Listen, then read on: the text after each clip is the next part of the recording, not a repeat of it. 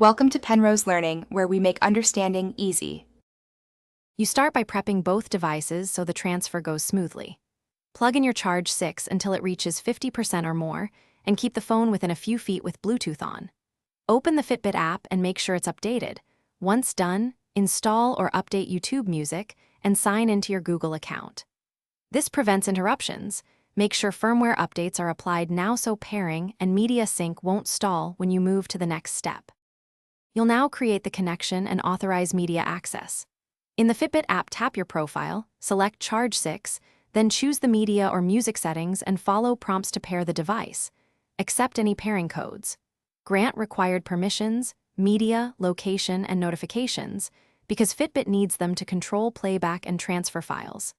Next, open YouTube Music and enable device playback or download playlists for offline use. This ensures your tracks are available to the watch when you leave. Finally, transfer music and verify playback on the Charge 6. In YouTube Music, mark playlists or albums for offline download so the watch can access files.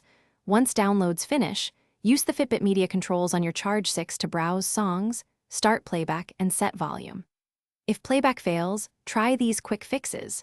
Reboot both devices, reauthorize app permissions in settings, and force a resync in the Fitbit app. These steps clear common errors without losing your downloads.